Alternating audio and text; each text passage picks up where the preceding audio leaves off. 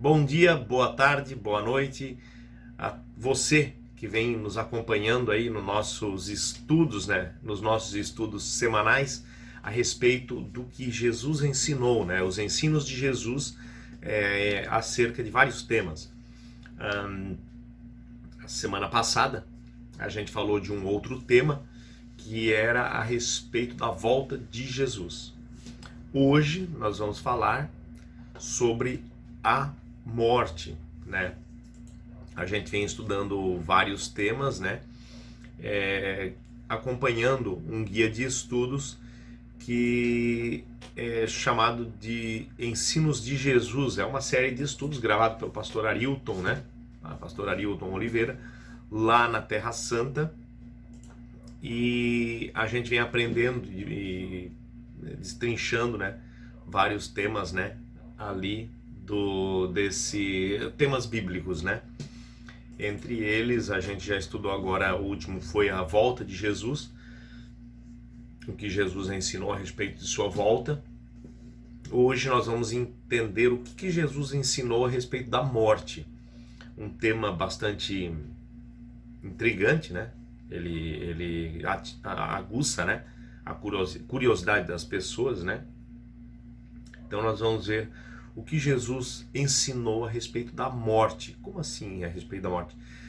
Não só da morte, né, mas o que acontece na morte, o que acontece com a gente, né, quando a gente morre, para onde que a gente vai? Existe algum lugar para onde a gente vai? A gente vira pó, a gente tem uma vida imediatamente após ela ou não? E qual é o estado da pessoa que está morta, né? A Bíblia revela isso através de suas palavras, né? E Jesus, que é o grande autor da palavra de Deus, da Bíblia, ele, lógico, explica isso através da Bíblia e através de muitas formas que ele falou a respeito disso. Então, nós vamos colocar aqui um vídeo rapidinho, de 10 minutos, novamente, onde o pastor Arilton vai falar a respeito do tema da morte.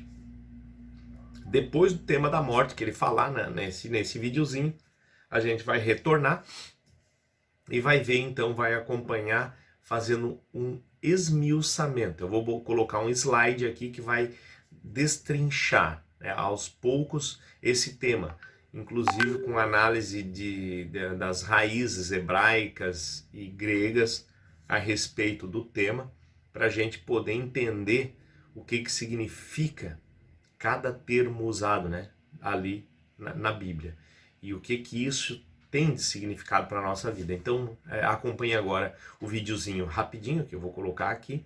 Depois do vídeo a gente retorna, então, para fazer um aprofundamento nesse tema.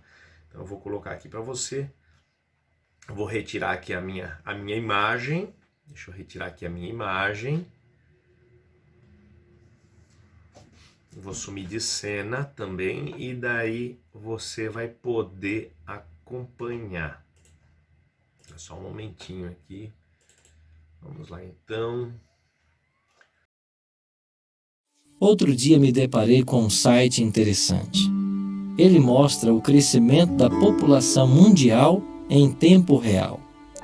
Não faço ideia de como suas fontes sejam alimentadas, mas me chama a atenção a quantidade de mortes em um único dia no nosso planeta.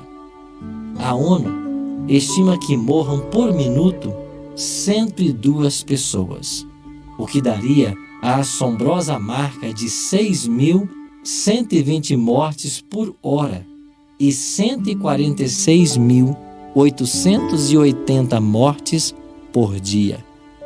Mas, por mais comum que pareça, a morte é um elemento estranho a todos nós. Talvez a resposta esteja na Bíblia, onde afirma que Deus fez tudo formoso no seu devido tempo e também pôs no coração do homem a eternidade.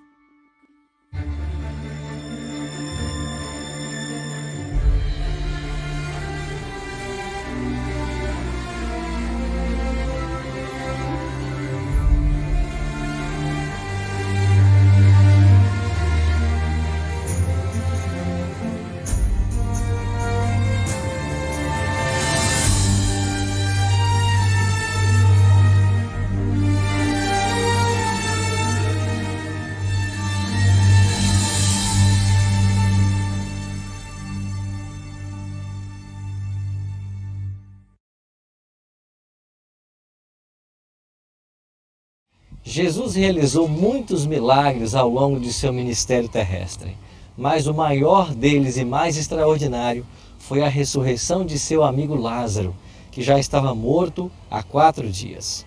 O próprio Cristo disse que ele também morreria, mas que ao 3º dia ele ressuscitaria para trazer para nós a vida eterna.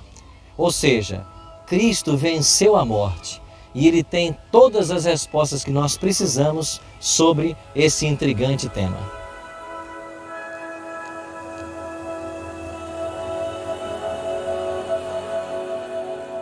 Jesus não tinha uma casa para morar, e era na casa de Lázaro, Marta e Maria que ele encontrava abrigo depois de suas longas viagens pregando o Evangelho do Reino.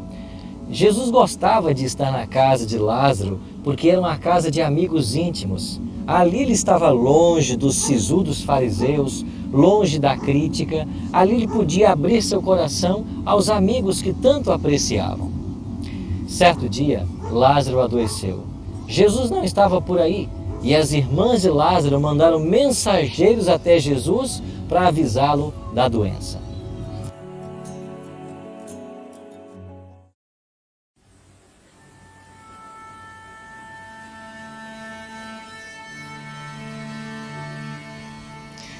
Quando os mensageiros chegaram até Jesus e deram a ele a notícia da doença de Lázaro, Jesus não se apressou em atender o pedido. Os discípulos até estranharam que Jesus tratasse com uma certa indiferença ao anúncio da doença do seu amigo. Mas Jesus disse para os discípulos: essa doença não é para a morte, mas é para a glória de Deus. O tempo passou e finalmente a mensagem chegou de que Lázaro já estava morto. E Jesus disse então para os discípulos: nosso amigo Lázaro dorme, mas eu vou para despertá-lo. Com essas palavras, Cristo comparou a morte a um sono.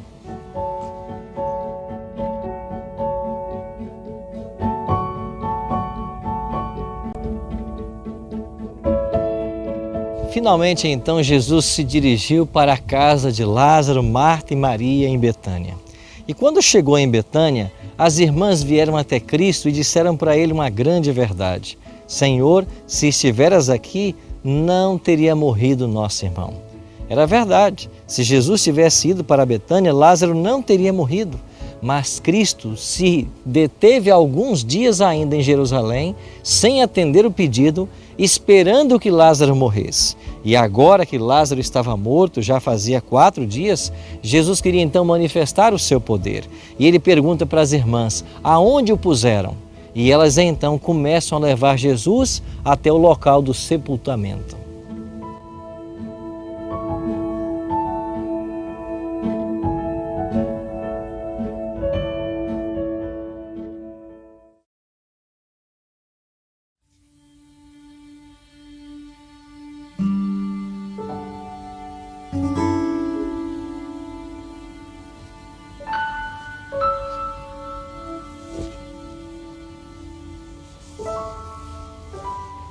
Quando Jesus chegou com as irmãs junto à sepultura de Lázaro, ele pediu que os homens removessem a pedra. E uma vez removida a pedra, Jesus deu a ordem. No mesmo instante, o que estivera morto ressuscitou. E Lázaro saiu da sepultura envolto em mortalhas. E Jesus disse: desatai-o e deixai-o ir.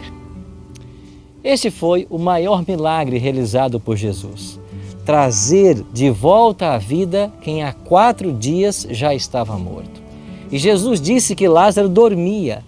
A Bíblia é coesa no ensino de que a morte é um sono. Infelizmente hoje, muitos pensam diferente e nós temos pelo menos 3 correntes diferentes de pensamento. Alguns acham que a pessoa quando morre, ela já vai para o céu no mesmo momento. Outros acham que a pessoa quando morre vai para o paraíso ou vai para o purgatório, um local intermediário para ser purificada. E há ainda aqueles que ensinam que uma pessoa quando morre passa por processos de reencarnação. Amigo, deixe eu dizer uma coisa para você com muita sinceridade. Essas teorias não têm nenhum valor à luz da Bíblia. O profeta Ezequiel, no capítulo 18, ele é muito claro em ensinar para nós de que a alma é mortal. A alma que pecar, essa morrerá. Quando a pessoa morre, ela fica num estado de inconsciência. Paulo, inclusive, diz de que os mortos estão dormindo em Cristo e somente na volta de Jesus é que eles despertarão. Ou seja, quem já morreu não tem consciência de tempo. Eclesiastes 9:6 diz a mesma coisa. Os mortos não sabem de coisa alguma. Ou seja, uma pessoa que morreu há 1000 anos atrás, para ela não se passaram 1000 anos, ela morreu e vai abrir seus olhos, ou na primeira ou na segunda ressurreição. Se alguém morreu há um mês atrás, de igual forma, ele não sabe da passagem de tempo, porque quem morre está dormindo, um estado de inconsciência. Agora, Jesus ensinou em São João 5, 28 e 29, que todos os que se acham na sepultura, um dia delas sairão. Os que tiverem feito bem para a ressurreição da vida e os que tiverem praticado mal para a ressurreição do juízo. Jesus deixou muito claro que a morte é um estado de inconsciência, é um sono, e um dia os mortos despertarão. Se você quer crer nas palavras de Cristo, então você deve acreditar de que a morte é um sono, um estado de inconsciência, e daqui a pouco os mortos ressuscitarão, ou para a vida eterna, ou para a morte e destruição eterna. Qual será a sua escolha? Você acreditará no que Jesus ensina em sua palavra hoje? Se você quer acreditar nisso, se apegar a esta verdade, eu quero orar com você agora. Pai Santo, muito obrigado pela tua mensagem de hoje, que nos mostra que há vida após a morte. Não no sentido comum como se ensina hoje, mas quando o Senhor voltar, os salvos ressuscitarão. E 1000 anos depois, os ímpios, mas a ressurreição da condenação e da destruição. Que nós possamos estar fiéis ao Senhor, para estarmos prontos ou para a tua volta, ou mesmo para a morte, se assim o Senhor nos chamar. Em nome de Cristo nós choramos. Amém. Jesus disse que viria e veio. Ele prometeu que morreria e morreu. Ele disse que ressuscitaria e ressuscitou. Ele disse que vai voltar. Espere.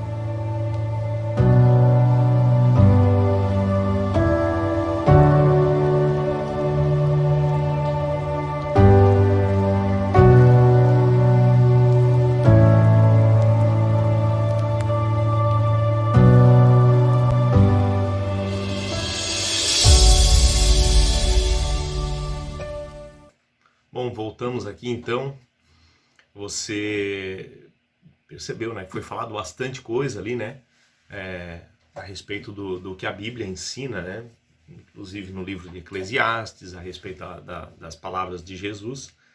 Então a gente vê que o tema está bem claro ali já, está muito explicado, né, todo o tema, mas tem mais coisas até que dá para a gente destrinchar.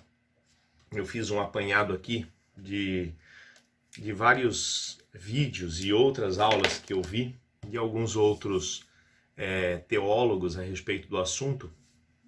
Então eu consegui fazer um apanhado aqui em um slide um pouco mais aprofundado, assim, lá na raiz das línguas, inclusive. E eu vou colocar o slide aqui, vamos continuar para tentar fazer o vídeo ficar um vídeo de no máximo 1 hora, né? Então eu vou colocar o slide aqui para você. As passagens bíblicas estão ali no slide. Eu não vou mencionar, eu não vou abrir aquela Bíblia online que a gente costuma abrir para olhar um tema por tema, mas você tem a tua Bíblia aí, você pode pausar o vídeo, né? E depois ir lá e acompanhar, para não ficar muito extenso. Então eu não vou ficar abrindo os textos bíblicos um a um. Então eu vou falar aqui, vou colocar no slide, vai ter ali a passagem. Se você quiser conferir, você pode parar e ir lá e olhar a passagem, você vai ver que ela está lá falando aquilo que está aqui no texto, tá?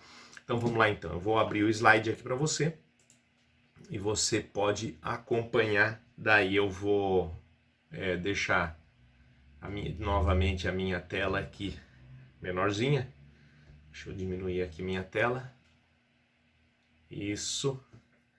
Agora eu vou colocar aqui o slide para você você acompanha aí. Então, assim, ó, a verdade sobre a morte. Então, vamos lá. O tema, a verdade sobre a morte, que é o que Jesus ensinou. Jesus é a verdade, ensina, então, o que é a verdade. O nome da série é Os Ensinos de Jesus, e os ensinos de Jesus não são nada mais do que a verdade, né?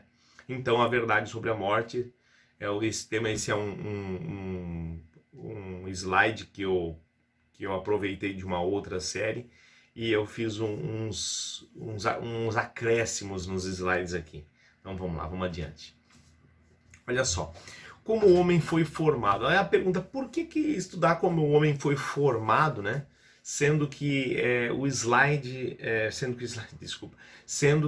o tema, né? O tema do estudo é a morte. Lógico, mas para entender a morte, nós temos que entender inicialmente como foi a formação do homem, porque entendendo a formação do homem, a gente entende a decomposição do homem, quando o homem é desformado, né? Se é que existe o termo, né? Então vamos lá, então assim, como o homem foi formado? A formação do homem está lá no livro de Gênesis, capítulo 2, verso 7, onde fala assim: então formou o Senhor Deus ao homem do pó da terra. Ali, a palavra hebraica, ali eu não coloquei a palavra em hebraico, eu já coloquei a transliteração, porque a palavra hebraica, ela tem aquelas letras hebraicas, não adianta colocar que ninguém vai saber ler ela, vai ser bem complicado, né? Então, a transliteração da palavra pó da terra, ou o barro, o pó, a terra em si, é Adamá. Daí vem também o nome do próprio Adão, Adam, né? Adamá é pó da terra, e Adam significa como é uma forma de dar um nome ligado à terra, né? Então assim, ó, Adamá é o pó da terra, que deu origem ao nome Adão. E lhe soprou nas narinas o fôlego de vida. O fôlego de vida, que está ali no hebraico, é uma palavra que se pronuncia Neshama em hebraico. O fôlego de vida. Depois a gente vai voltar e ver essa palavra aí novamente, tá? E o homem passou a ser... É interessante aqui que ele não fala que passou a ter, ele passou a ser alma vivente. Que no hebraico tem uma palavrinha que se pronuncia nefesh, né? Então, passou a ser alma vivente. Se pronuncia aproximadamente nefesh, essa é a pronúncia aproximada da palavra. Ser, ele passou a ser alma, lembre disso, ele não passou a ter, ele passou a ser alma vivente. Vamos adiante aqui. A criação do homem, então, né, agora tem uma equação, né? O que é equação? Uma operação matemática que dá um resultado depois de um igual, por isso que a palavra equação vem de igual, né?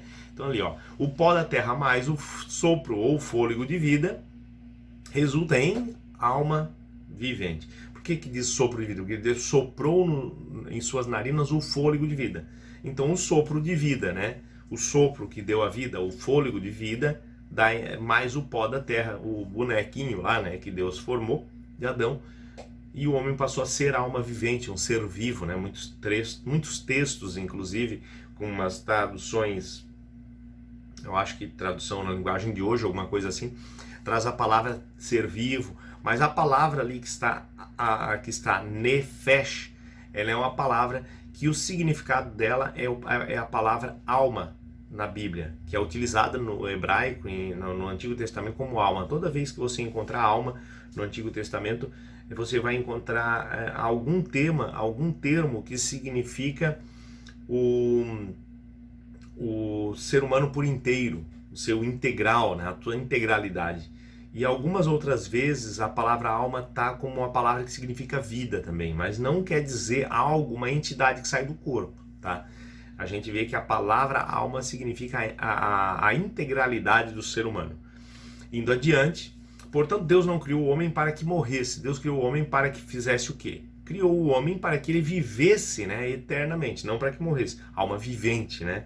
Não era para morrer, né?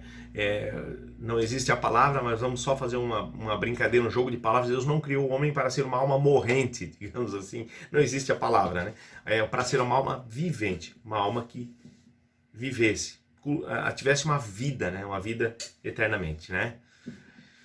Mas ele não era ainda eterno, né? A gente vai perceber que ele teria que passar por um teste, né? E esse teste era uma condição, né? Vamos lá adiante assim, ó. Qual era a condição para a imortalidade humana? E o Senhor Deus lhe deu esta ordem. Está lá em Gênesis 2, capítulo 16, capítulo 2, desculpe, versos 16 e 17. Diz assim: e o Senhor Deus lhe deu esta ordem: de toda a árvore do jardim comerás livremente, mas da árvore do conhecimento do bem e do mal não comerás, porque no dia em que dela comeres, certamente morrerás. A gente sabe que a partir do momento que eles comeram daquela árvore, eles passaram, né, a ter então a mortalidade, eles passaram a ser mortais, eles passaram a ter digamos assim, o germe da morte, né, vamos dizer assim. O pecado entrou naquele momento. Existe um texto da Bíblia, né, que fala que o pecado, né, o salário do pecado é a morte, né? E a gente vai ver esse texto agora na sequência, né? Vamos lá, vamos adiante então. Vamos ver o que a gente vai entender. Olha só, a consequência da desobediência. O que aconteceu? Por ter desobedecido a Deus, o que aconteceu? Por ter desobedecido a Deus, eles entraram em pecado. Por quê? Tem um texto da Bíblia que está em 1 João, capítulo 3, verso 4. Se você quiser, não está aqui no slide, mas se você procurar e tiver como verificar, você vai ver que esse texto, 1 João, capítulo 3, verso 4, primeira epístola de João, capítulo 3, verso 4, tá? Bem declaradinho aí para você poder procurar. Então assim, ó, ela diz o quê? Diz que o pecado, diz assim, que todo aquele que pratica pecado também transgride a lei, porque pecado é a transgressão da lei. Deus deu uma lei, Deus deu uma ordem, Deus deu uma determinação, uma regra, e eles violaram esta regra. Toda vez que nós violamos uma regra, uma lei de Deus, algo que Deus determina e a gente não obedece, esse é o conceito de pecado. Então, se um dia você quiser saber o que é pecado, pecado é aquilo que a gente faz desobedecendo as regras de Deus. Isso é pecado, tá? Então, o contexto bíblico de pecado está lá em 1 João capítulo 3, verso 4, diz assim: pecado é a transgressão da lei. Eles tinham uma lei, uma regra, que era não comer da árvore do conhecimento. Ao comer dessa árvore, eles passaram então a ser pecadores, né? Eles passaram a ter a raiz do pecado na essência deles, na natureza deles. E o que diz então Romanos capítulo 5, verso 12, que está na tua tela agora? Olha só o que diz aqui. Portanto, assim como por um só homem entrou o pecado no mundo, e pelo pecado a morte. Olha só, a morte, ela é algo que vem a reboque do pecado. O pecado vem e traz com ela a morte. Então assim, ó, e pelo pecado a morte, assim também a morte passou a todos os homens, porque todos pecaram. E o capítulo 6, verso 23, que é um capítulo adiante do Romanos, né? Se você está no Romanos 5:12, agora você vai para o Romanos 6:23, você vai encontrar lá um texto que fala assim, ó, porque o salário do pecado é a morte. Olha só, o salário do pecado é a morte. Da mesma maneira que o 5:12, ele relaciona morte com pecado. Mas o dom gratuito de Deus é a vida eterna em Cristo Jesus, nosso Senhor. Então o salário do pecado é a morte. Ele traz a morte a reboque, né? Então, a partir do momento que entrou o pecado traz a morte consigo, e a morte passou a todos os homens. Então, a gente vê que a gente comete pecado quando desobedece a Deus. Desobedecendo a Deus, a gente comete pecado. A partir do momento que comete pecado, a gente herda a morte, né? A mortalidade com esse pecado. É lógico, o pecado ele passou a todos por uma questão de hereditariedade. Todos herdaram essa hereditariedade pecaminosa e também a mortalidade de Adão pelo que ele cometeu, né? Ah, mas não foi Eva que foi lá e comeu o fruto? Sim, Eva foi, porque ela foi enganada, mas Adão, ele não foi enganado. Adão comeu o fruto voluntariamente. Eva, ela foi enganada, né? Além do detalhe de que ela era esposa dele, e na Bíblia, quando fala do casal, o casal era Adão, né? Adão, a Bíblia chama lá em Gênesis, o casal de Adão, porque diz que deixaram o homem pai e mãe, né? Eles não tinham pai e mãe, mas eles eram uma mesma carne, né? E se unirão uma mesma carne. E Eva foi retirada de Adão, então ela era parte dele. E eles compunham um casal, né? Que eles serão uma só carne. Então eles eram uma única, né? Eles estavam unidos em carne. Então o que acontece ali? Adão e Eva formavam uma unidade familiar. E quando ele cometeu aquele pecado, ele por ser o cabeça da esposa, ele cometeu o pecado, né? Então, e também assim, né? Ela foi enganada, ele não, ele voluntariamente comeu do fruto, sabendo, né, que havia o erro, né? Então vamos lá, vamos adiante. Então, aqui Romanos 6:23 a gente já acabou de ver. Vamos lá adiante. Eu acho que eu passei, será que eu passei o texto? Passei o texto, tá. Aqui, vamos lá. Aqui, ó. Quem é o único que possui imortalidade? Sabe? Se o ser humano ele é mortal e o homem não é mais imortal, quem é que possui imortalidade? Só tem um ser que possui imortalidade e que pode passar aos demais a imortalidade se ele assim o quiser, né? O único que possui imortalidade, que habita em luz inacessível, a quem homem algum jamais viu, nem é capaz de ver. A ele honra e poder eterno. Amém. Aqui é um texto lá da epístola de Paulo a Timóteo, da primeira, né?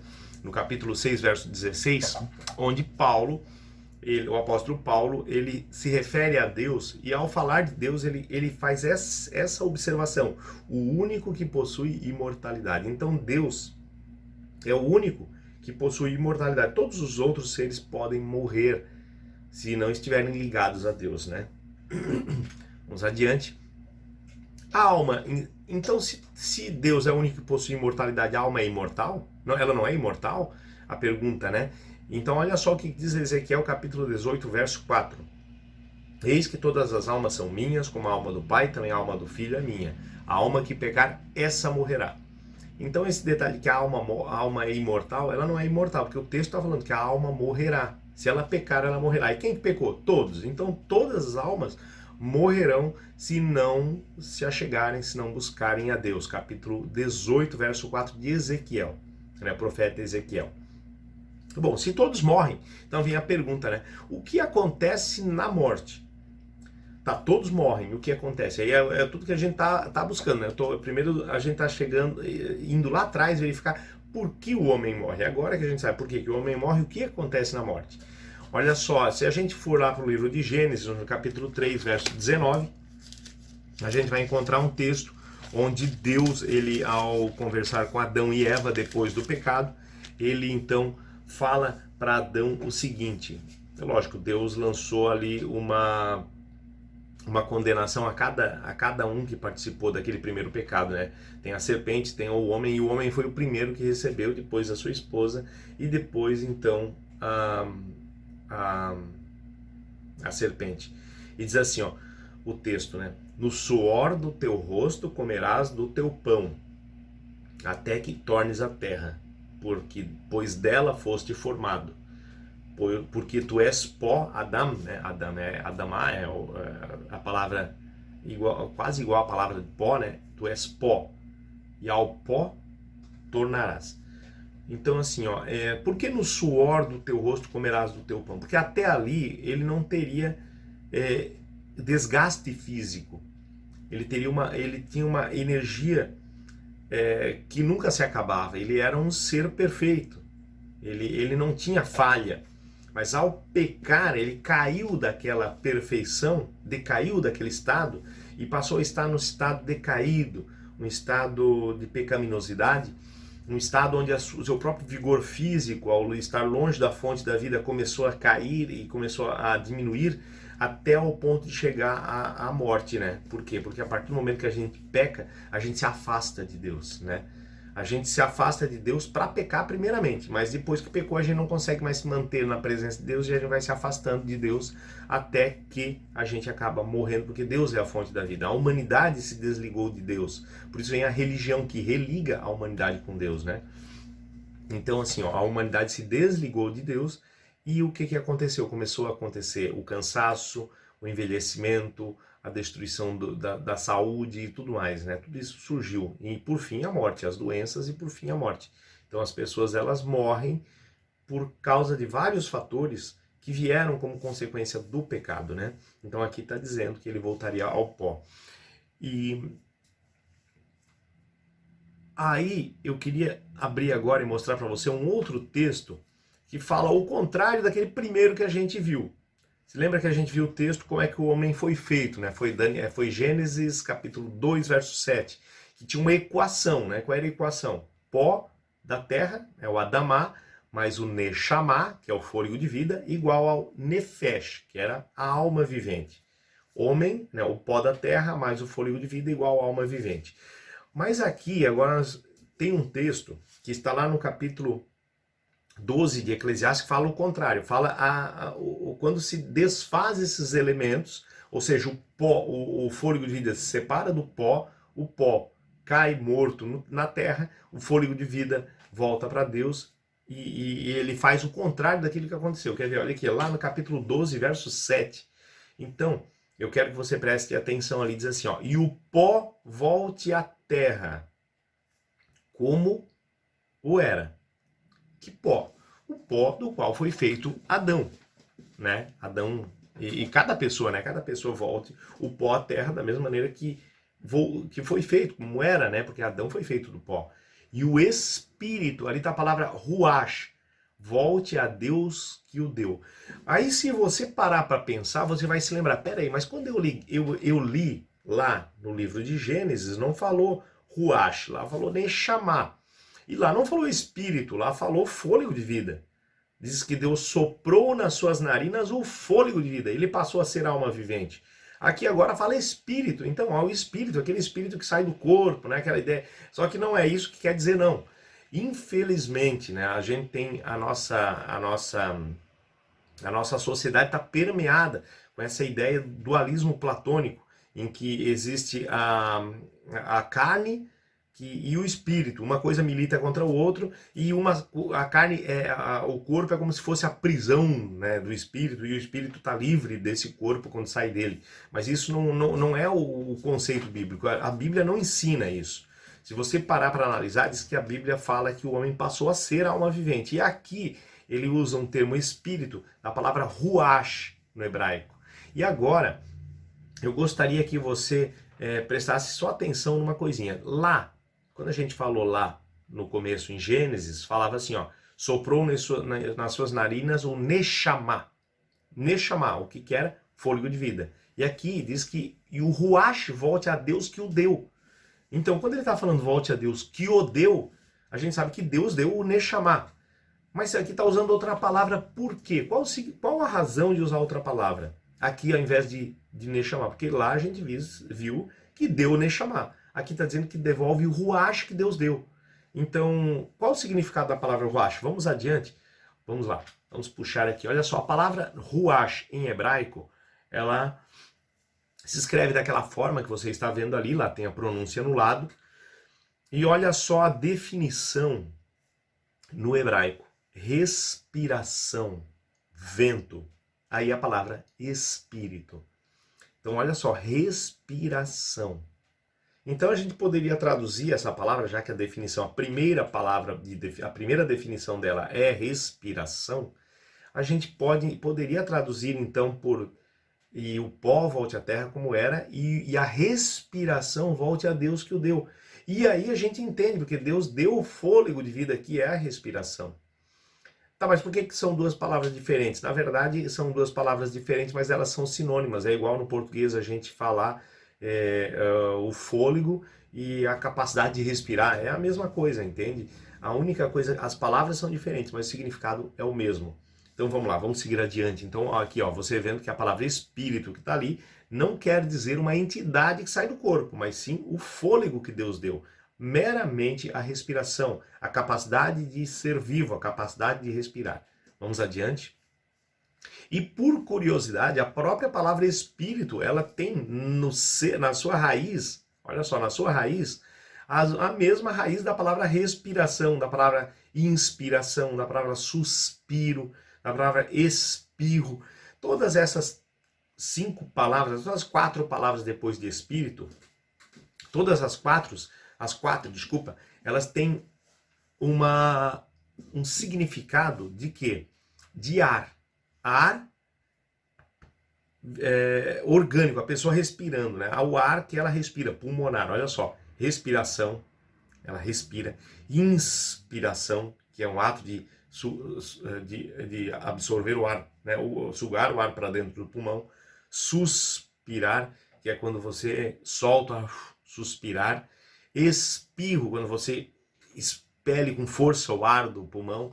Então todas elas têm a ver com ar. E todas elas têm a raiz spir, que vem o quê? Tem a ver com vento, com respiração. É a raiz da palavra latina. E na própria palavra latina, a palavra espírito, que é da onde deriva, também tem spir, da mesma maneira, mostrando que a palavra espírito tem a ver com respiração, até na origem latina da nossa língua que nós temos no português, mostrando que esse é o sentido, né? E nas outras línguas latinas também, né? Vamos adiante, então. Vamos seguir aqui, ó.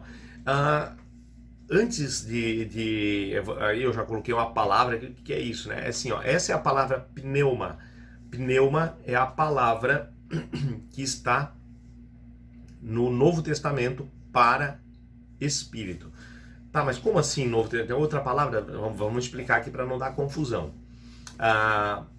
O Antigo Testamento foi escrito em hebraico e aramaico. Então, o que acontece? Lá nós temos a palavra ruach, né? Para espírito, né? A palavra ruach, a palavra neshama, para fôlego de vida, lá no hebraico. No grego, que é a língua do Novo Testamento, o Novo Testamento foi escrito em grego, a palavra utilizada é a palavra pneuma, né? Pneuma é a palavra. Você vai achar muitas vezes pneuma, algumas vezes pneumatos, outras vezes pneumató, né? Então é o pneumato, né? Ou pneumas, né? Então você vai encontrar várias variações da palavra pneuma, né? E essas palavras, todas elas, têm a ver também com respiração. Olha só, a palavra que no Novo Testamento é utilizada naqueles locais que toda vez que você abrir o Novo Testamento, você encontrar a palavra escrita Espírito no Novo Testamento, todas as vezes, sem exceção, eu já digo para vocês com certeza, sem exceção, não existe uma, todas elas que tem a palavra Espírito, a palavra utilizada é pneuma ou pneumatos, que quer dizer o quê? Quer dizer respiração também. Um exemplo disso é que quando a pessoa está com problema de respiração do pulmão, tem pneumonia, né? A pneumonia. Uma máquina que funciona com ar, ela é uma máquina pneumática, né? Com ar. E o próprio pneu do carro, né? Pneu, né? Que roda, ele tem ar dentro e por isso o nome pneu, né? Então a gente vê que a palavra pneuma tem a ver respiração, né? Então, muitas vezes a gente pensa, mas a palavra espírito, então, tem a ver com ar, sim.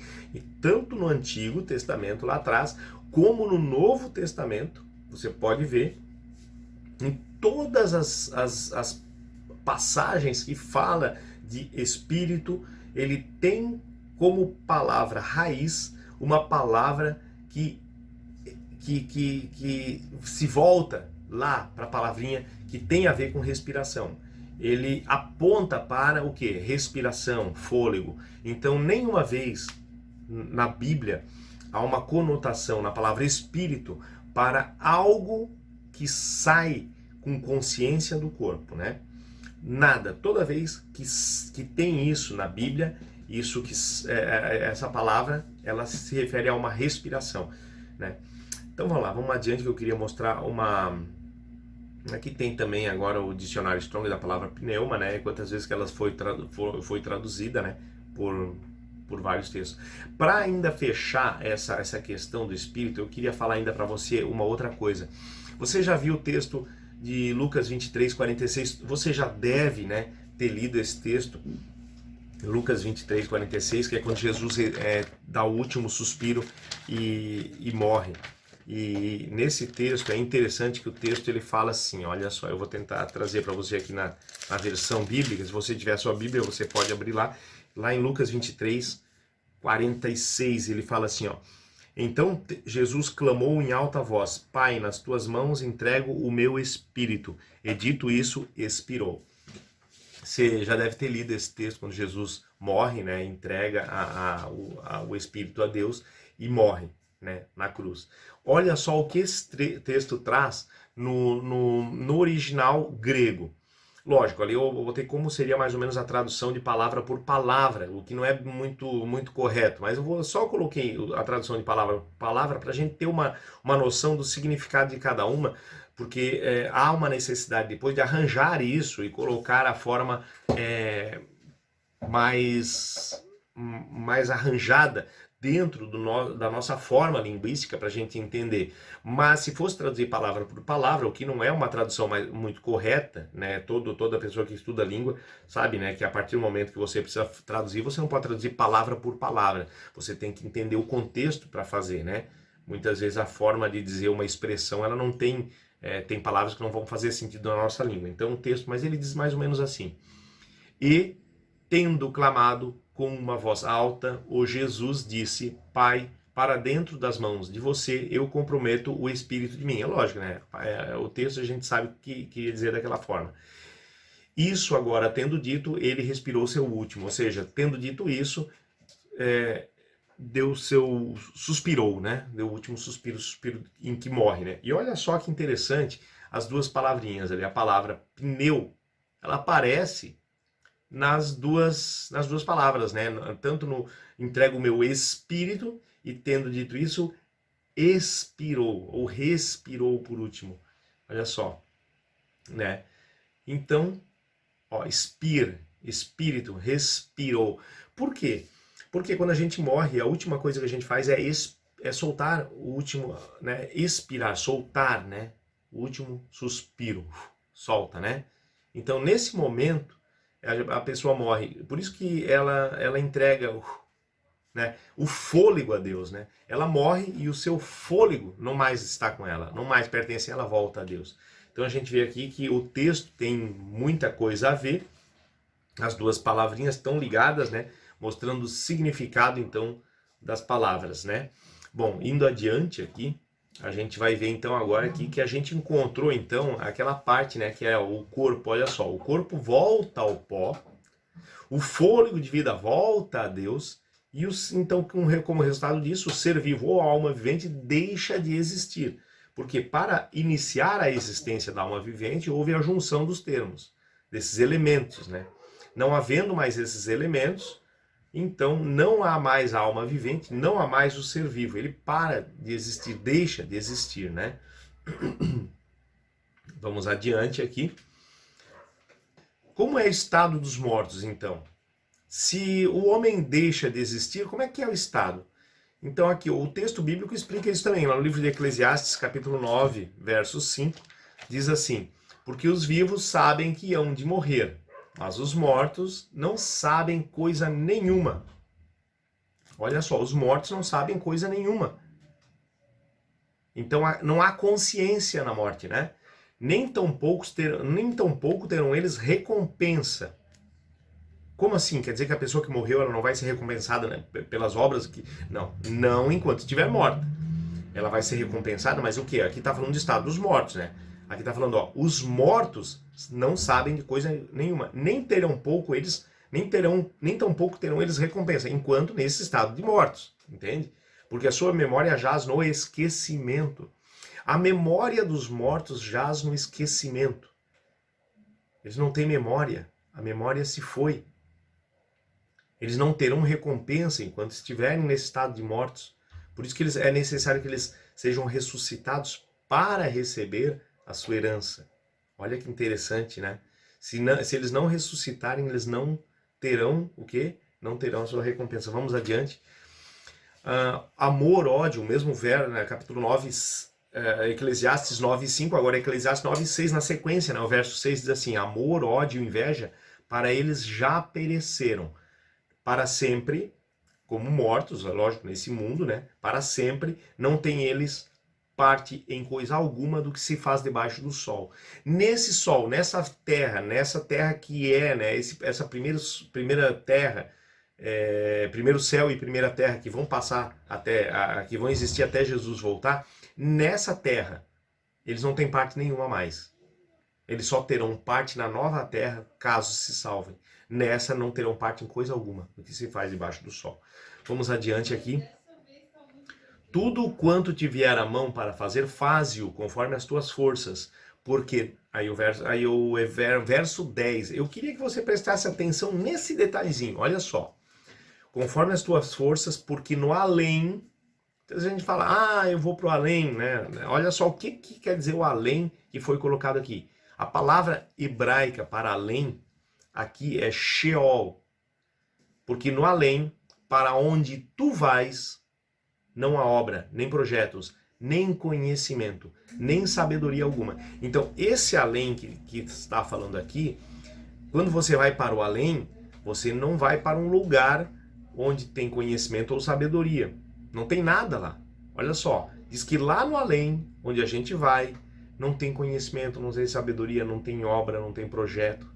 Que lugar é esse que é o além, então? É que, na verdade, foi traduzido para o além aqui, né?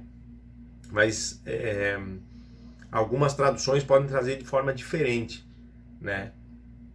Talvez trariam como significado para sepultura, para onde tu vai. E a palavra Sheol, que está ali, ela realmente significa sepultura. A gente vai ver na próxima passagem. Olha só.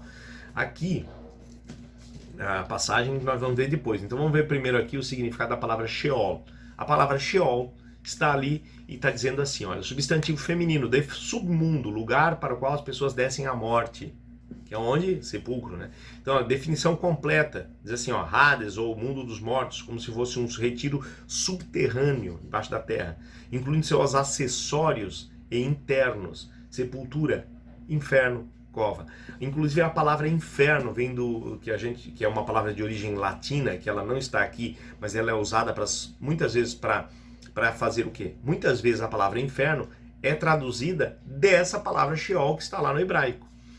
E agora imagina se eles tivessem pego esse texto e que diz assim, ó, o que diz o texto? Para o além, para onde tu vais, ou seja, para o inferno, para onde tu vais, né? Não há obra, nem projetos, nem conhecimento. Lógico que a palavra inferno aqui, ela não quer dizer inferno, aquilo que se tem, né, como o conhecimento cultural de inferno. Na verdade, a palavra inferno na Bíblia, a grande maioria das vezes, ela tem a ver com o quê? Sepulcro, a sepultura.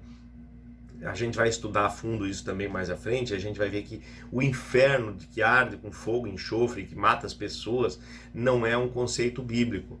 Quando fala do inferno com fogo e enxofre, ele está falando de uma outra coisa, mas não está falando de um lugar de condenação eterna. Muitas vezes as pessoas pensam que há um lugar de condenação eterna, que aqueles que são os pecadores passarão a eternidade queimando sem fim, sendo torturados lá no inferno, né?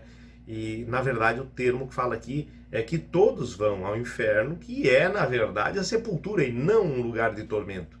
Então, esse lugar de tormento que as pessoas falam é um conceito que vem da cultura grega e não da Bíblia. A Bíblia não menciona isso. A Bíblia, quando fala de um tormento, de um castigo eterno, ela está se referindo a outra coisa. Ela está se referindo ao castigo que ele não tem volta daquele castigo, por isso que ele é eterno.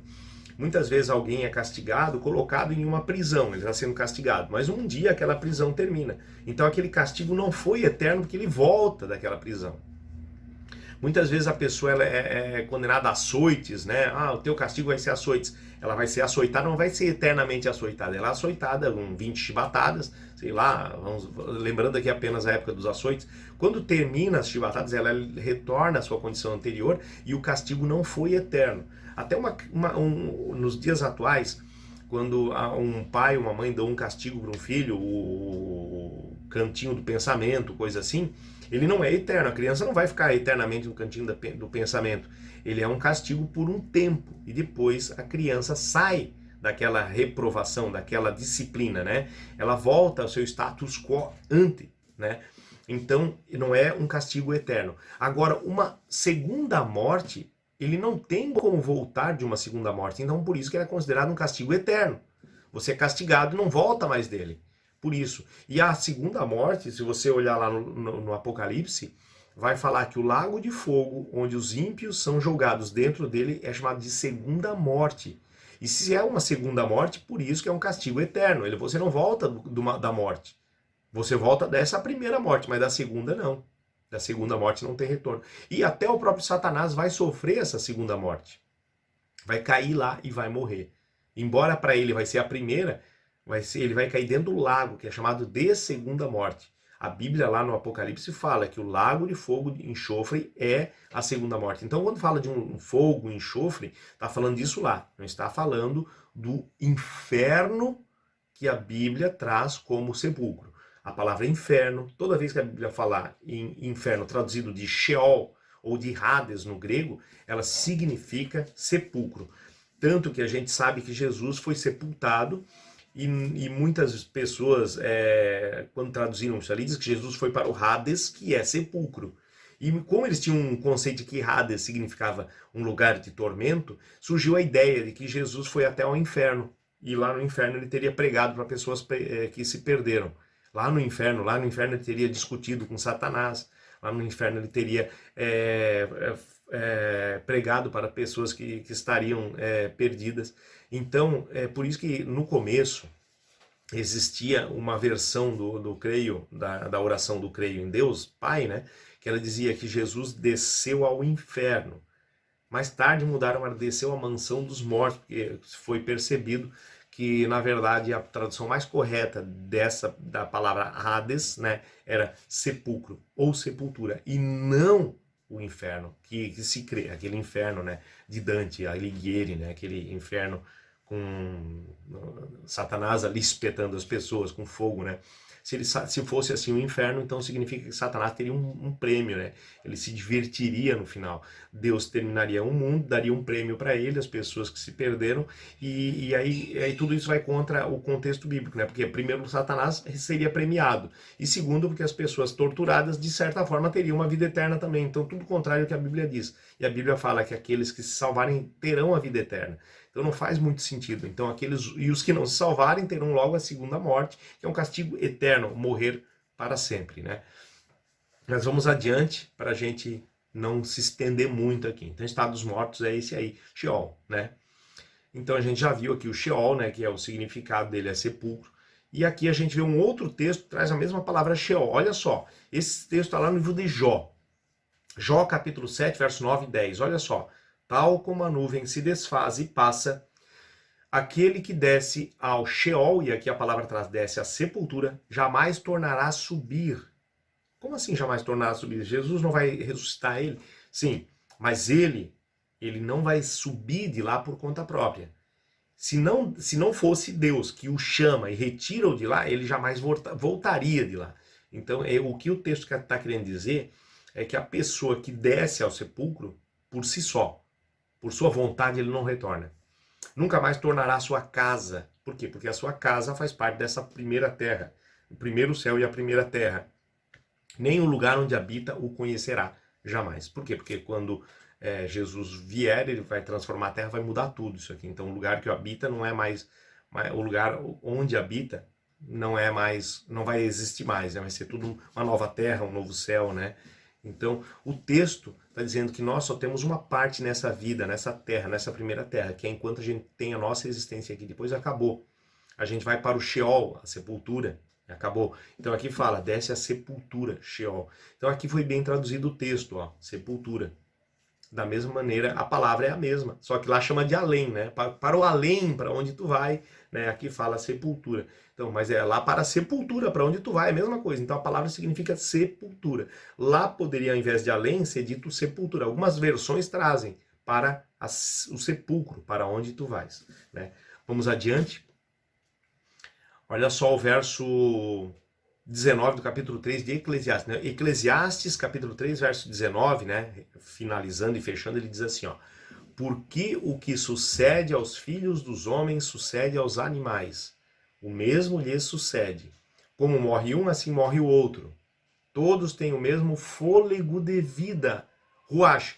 Olha só, se lembra que antes a gente leu o texto que dizia assim, lá em Eclesiastes 12, 7 mais à frente, fala assim: e o Espírito volte a Deus que o deu, e o Ruach volte a Deus que o deu.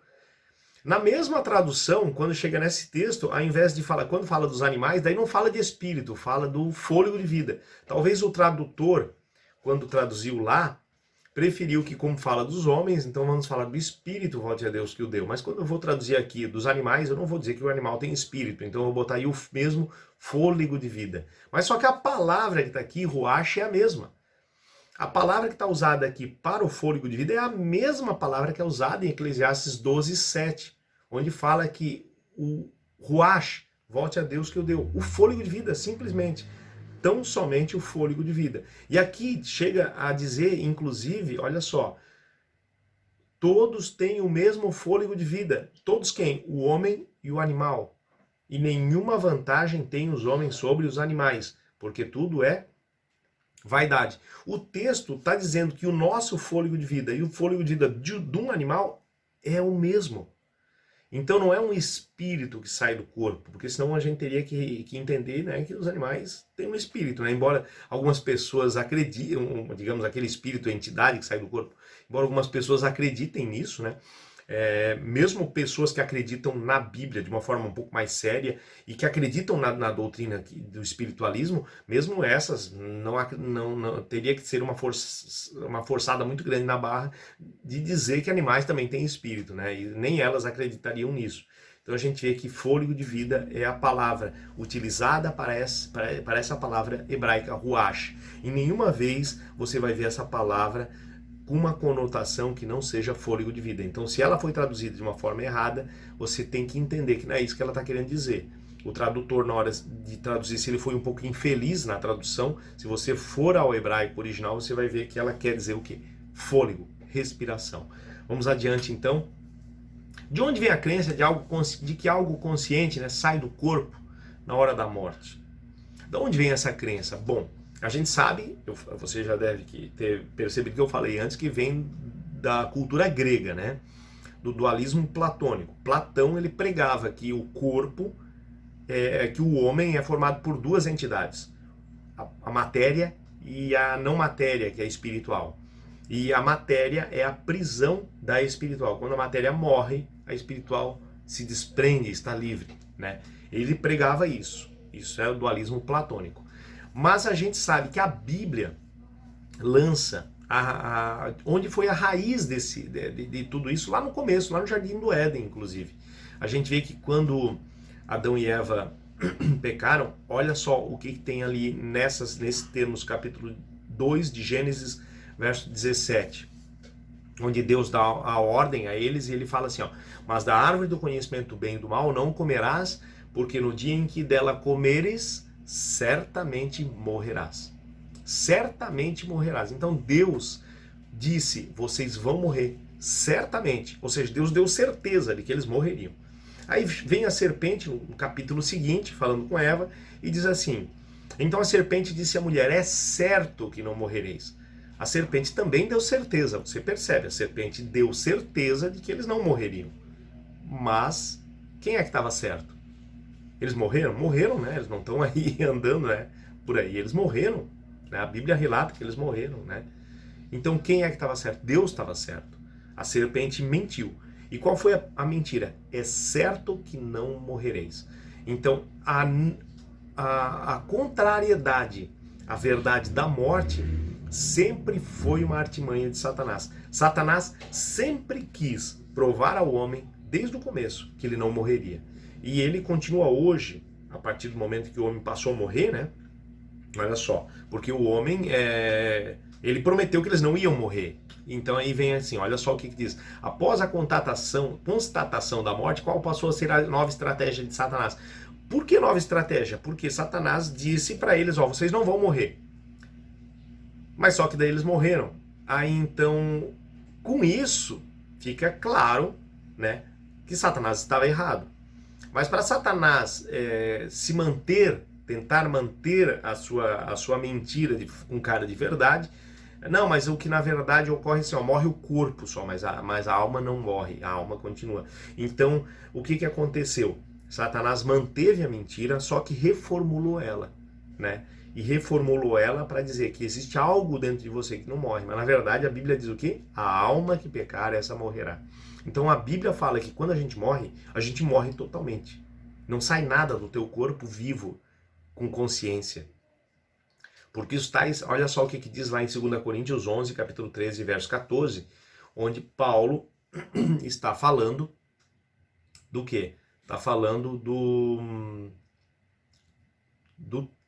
está falando ali dos anjos e das pessoas que falam, que são falsos apóstolos, né? Ele fala assim, ó, porque os tais são falsos apóstolos, obreiros fraudulentos, transformando-se em apóstolos de Cristo.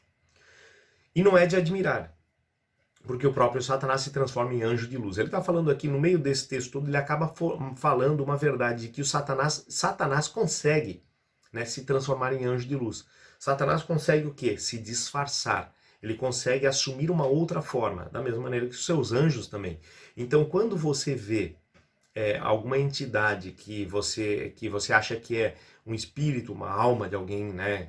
Espírito e alma, como a gente usando o termo errado, né? De alguém que se foi, lembre-se que não é aquela pessoa que se foi. Quem está se apresentando ali, com certeza, é um anjo caído, ou o próprio Satanás, personificando a pessoa para que você acredite que existe uma vida que continua. Ou seja, para que você continue acreditando naquela mentira que ele falou lá no começo. É certo que não morrereis.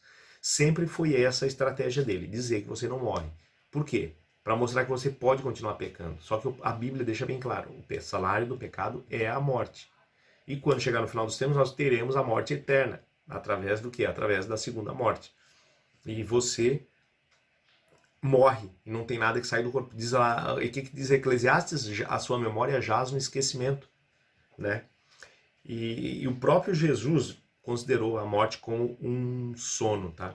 Então esse texto aqui, ó, aqui você vai ver que está ali 2 Coríntios lá embaixo, que é 11, 13 e 14, mas na verdade o texto não é esse. Eu vou corrigir, porque na verdade você pode ver que o texto está o mesmo, tá?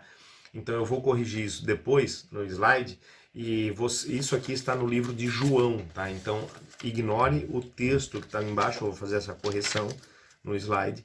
Está no capítulo 11 de João. Então, por coincidência, também é no capítulo 11. É quando Jesus está falando da morte de Lázaro, né? Quando a Bíblia conta a respeito da morte de Lázaro e mostra a ressurreição de Lázaro, né? E nesse momento, Jesus, então, eu vou tentar achar o texto, é capítulo 11, verso 11 e 11 a 14. Então, João, capítulo 11, verso 11 a 14. Depois eu faço a correção aqui no slide, tá bom? Mas olha só, o que diz lá em João? Diz assim, ó, isto dizia e depois lhes acrescentou. Ele está falando da morte de Lázaro. Nosso amigo Lázaro adormeceu, mas vou para despertá-lo. Disseram-lhe, pois os discípulos, Senhor, se dorme estará salvo. Jesus, porém, falara com respeito à morte de Lázaro, mas eles supunham que ele tivesse falado a respeito do repouso do sono.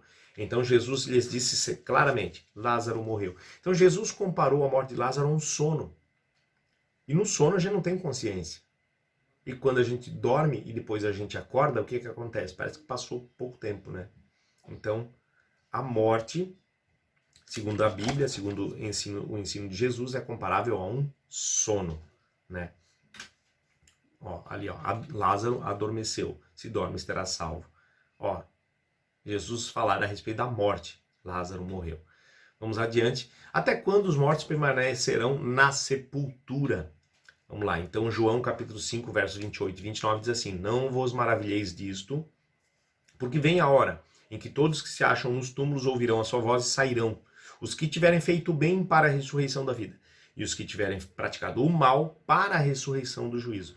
Aqui então a gente já entra num outro ponto que é o estudo próximo, né? Que vai falar o quê? Vai falar da ressurreição, das duas ressurreições, a respeito da ressurreição. Depois a gente vai falar, não vou entrar agora nesse tema, a gente vai falar no próximo estudo. Então, não vos maravilheis disto, porque vem a hora em que todos que se acham nos túmulos, os mortos que dormem, né? Ouvirão a sua voz e sairão.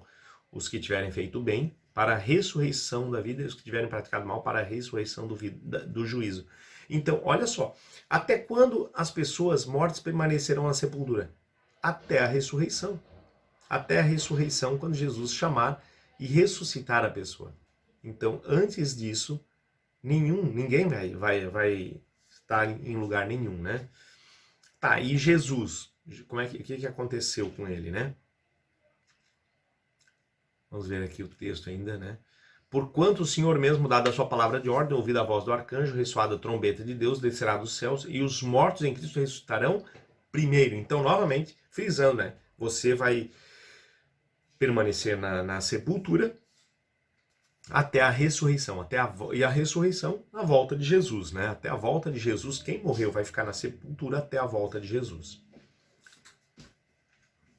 E aqui em 1 Coríntios capítulo 15, 51 a 52, fala assim: eis que vos digo um mistério, nem todos dormiremos, né? Ou seja, nem todos ficarão mortos, né? A gente sabe, mas transformados seremos todos.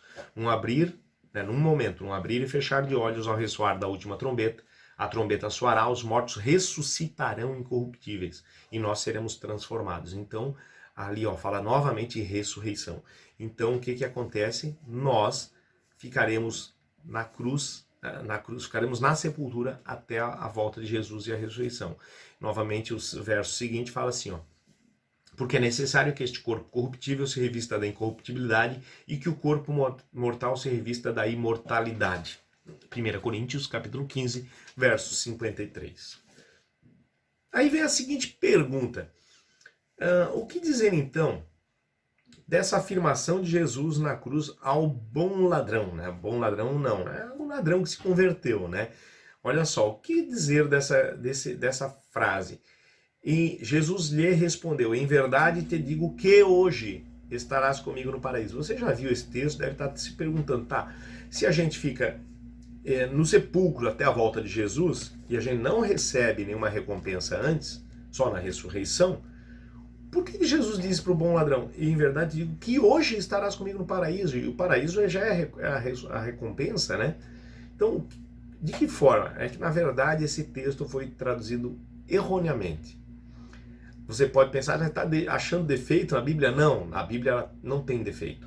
A Bíblia ela é perfeita. Deus deu a sua palavra e ela tem, ainda que feita com a forma humana, né, com a linguagem imperfeita humana, ela traz a palavra de Deus. Mas aqui a gente vê que quando foi traduzido esse texto para a nossa língua, houve ali um pequeno escorregão. Quer ver? Eu vou mostrar para você isso. Quer ver? Eu vou trazer para você o original em grego que está aqui. Olha só o que diz Lucas 23, 43. Olha só. O texto tá assim: e ele disse para ele, né? Tá lá, kai eipen auto. Que quer dizer, ele disse para ele. Quem? Jesus para o ladrão, né? Amém. Tá ali embaixo, né? Você tá vendo ali essa palavrinha verdadeiramente, significa amém, significa verdadeiramente. A você, soy, né? A você. Lego, ou seja, eu digo, né? Semeron, hoje. Eu digo hoje. Aí tem ali uma preposição com um pronome onde está comigo, né? Met emou quer dizer comigo. E daí tá a palavra estarás em eze, ento significa no, e paraíso é paradeiso. Então, Jesus falou em hebraico, em grego, desculpe, a seguinte frase, né? Kai eipen auto, amen soi lego semeron metemo exento paradeiso. O que quer dizer isso? Jesus disse em grego para ele mais ou menos assim, traduzindo palavra por palavra, e ele disse para ele: verdadeiramente a você eu digo hoje, comigo estarás no paraíso. Você percebe que o texto ele não quer dizer necessariamente que Jesus disse para ele que naquele dia ele estaria. Jesus disse: a você eu digo hoje, comigo estarás no paraíso. Não tem nem o que. Então a gente vê que aqui, nessa tradução tem o que hoje, entende? O que hoje estará. Então o que separa, né, as formas. Eu te digo que hoje estarás no paraíso, mas esse que não tem. né? Ou uma vírgula, talvez algumas traduções trazem, mas não tem. Então a gente vê que o texto ali, ele está falando que naquele dia ele estava dizendo que o ladrão estaria no paraíso com ele. E o texto é tão verdade, que na verdade é esse que é o significado, que se nós formos para um outro texto que acontece depois, a respeito de um relato que acontece lá no... Porque a morte de Jesus foi na sexta, né? Passou o sábado, depois o domingo, então, né, o primeiro dia da semana, Jesus, Maria Madalena foi ao sepulcro, e ao chegar ao sepulcro, ela encontra Jesus, e ela corre para abraçar Jesus, e Jesus, então, detém ela e diz o seguinte, olha só o que Jesus disse para Maria. Recomendou-lhe Jesus, não me detenhas, porque ainda não subi para meu Pai. Mas vai ter com meus irmãos e diz-lhe, subo para meu Pai e vosso Pai, para meu Deus e vosso Deus. Olha só, ainda não subi para meu Pai. Se Jesus, no primeiro dia da semana, que era 2 dias depois, né, o terceiro dia, disse para Maria, ainda não subi para meu Pai, sendo que já fazia 2 dias, ele tinha morrido, 3 dias, o terceiro dia da morte dele, né? Como que ele poderia ter ido naquele dia com o bom ladrão para o paraíso, que ele disse, segundo a tradução errada, né, que hoje estarei, sendo que 3 no terceiro dia, né, ele ainda não tinha ido. Então não faz sentido, a gente vê que mesmo para a tradução correta do grego não faz sentido, e se a gente analisar com base nesse texto que Jesus fala depois, não faz sentido também. E se a gente analisar com todo o contexto que a Bíblia fala a respeito de espírito, que é o fôlego de vida, e que o homem não tem consciência nenhuma, que está no sepulcro, que é chamado de inferno, não faz sentido. Ele não foi para o céu naquele dia, ele ficou no sepulcro, descansando durante todo aquele sábado, do quê? Da obra da redenção. Como já tinha descansado a obra da criação, no 7º dia lá na criação. Então a gente vê que o texto correto é, em verdade te digo hoje, estarás comigo no paraíso. Esse seria a correta tradução do texto. Indo adiante, né, nós vamos ver aqui, olha só, uma frase de Paulo a Timóteo, ele diz assim, ó, quanto a mim, estou já sendo oferecido por libação, e o tempo da minha partida é chegado. Paulo escreveu essa carta quando ele já estava preso, quase já a ponto de ser decapitado, já estava, era, digamos, acredita-se que essa tenha sido a última carta de Paulo, ou quase a última, onde ele já estava sabendo que iria morrer, né? Que ele seria um mártir, né? Martirizado pelo evangelho. Ele assim, ó, ele diz, combati o bom combate, completei a carreira, guardei a fé. Já agora a coroa da justiça me está guardada. O que é coroa? Prêmio, recompensa, né? A qual o Senhor reto juiz me dará naquele dia. Que dia? E não somente a mim, mas a todos quantos amam a sua vinda. Ou seja, na vinda de Jesus. Então o próprio apóstolo Paulo acreditava que a recompensa que estaria guardada para ele seria dada quando? Quando Jesus voltasse. E não só ele, se a gente for lá para o livro, né, aquele dia, se a gente for para o livro de Daniel, a gente vai ver que Daniel, o apóstolo, né, o profeta Daniel, ele também, né, ele teve prometido, Deus prometeu para ele que ele receberia no final, olha só, o profeta Daniel foi um dos maiores profetas da Bíblia. E ele escreveu muito a respeito do fim dos tempos e tudo mais. E quando teve um texto que ele não entendeu, do final dos tempos, que não era para o tempo dele, ficaria selado até o nosso tempo, ele insistiu com Deus para entender o texto. Lá no capítulo 12 do livro de Daniel, lá no Antigo Testamento, no verso 13, depois de insistir com Deus, que ele queria ver, Senhor, mas quando acontecerá isso? Quando que vai, o que vai ser isso? Aí então, o que ele disse? Vai Daniel, porque essas palavras estão seladas. No capítulo 12 de Daniel, se você quiser abrir o livro de Daniel, você vai encontrar lá essas palavras. Então você tem lá o capítulo 12 de Daniel e o verso 13, esse ali. Mas é interessante que tem até o verso anterior, eu acho que ele fala, aqui deixa eu tentar só buscar, no verso 9, né? No verso 9 ele fala assim, ó, e ele respondeu, vai Daniel, porque estas palavras estão encerradas e seladas até o tempo do fim. Vai Daniel, vai. Ou seja, Daniel, já te expliquei tudo que precisava, essa parte não é para você. Vai Daniel, essas palavras estão encerradas e seladas. E no verso 13 ele fala assim, olha só, tu porém segue o teu caminho até ao fim. Que fim? O fim dele, né? Pois descansarás. O que ele está dizendo? Ele está dizendo, Daniel, Você não vai ver isso não é para o teu tempo, você vai morrer antes disso. Essas profecias que eu dei aqui, lá do tempo do fim, não é para você. Essas profecias, elas são para o tempo do fim, elas estão seladas até o tempo do fim. Segue o teu caminho, tu vai descansar, tu não vai viver até esse tempo é um tempo muito distante. Você vai morrer antes disso. É como se ele estivesse dizendo para Daniel, Daniel, você vai morrer. Você não vai viver para ver isso, né?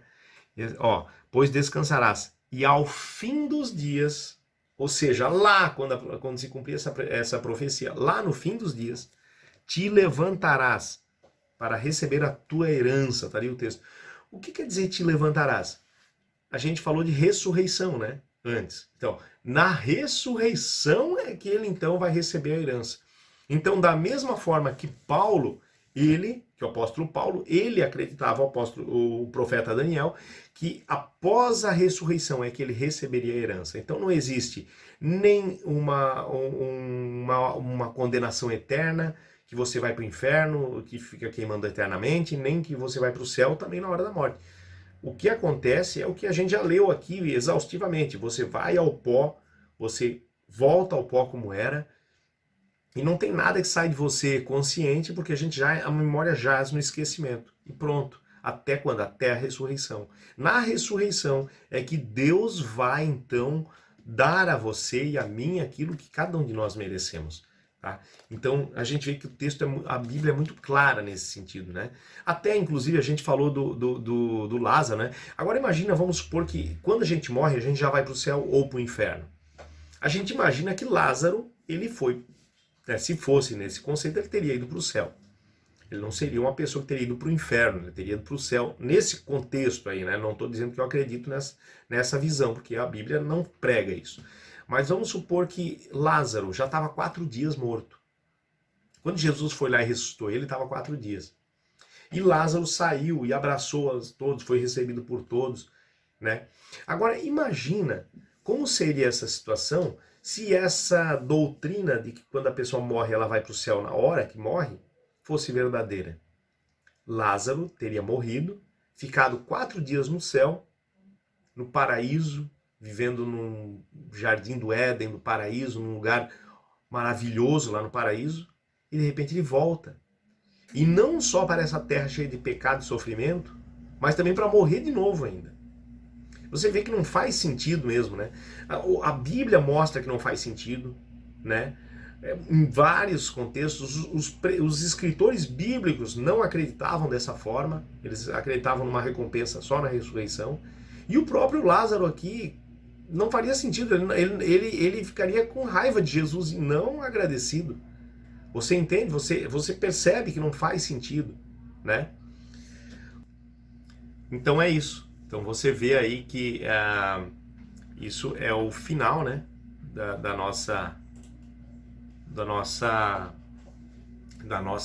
história, né, dessa jornada, né, que o ser humano vive nessa terra, né. Então que nós possamos nos animar, né, com uma promessa de que haverá um novo céu, uma nova terra, onde não tem mais morte. E eu e você poderemos estar lá. Então esse o estudo, terminou, ficamos por aqui. Espero que todas as dúvidas que você tinha possam ter sido sanadas, né? E se não tem, coloque aqui no comentário, né? No vídeo, aqui embaixo no comentário. Se você concorda ou não concorda, também pode colocar alguma dúvida, alguma sugestão, algum comentário. E a gente se vê no próximo estudo, que é o estudo acerca da ressurreição. Beleza? Então até lá, um grande abraço.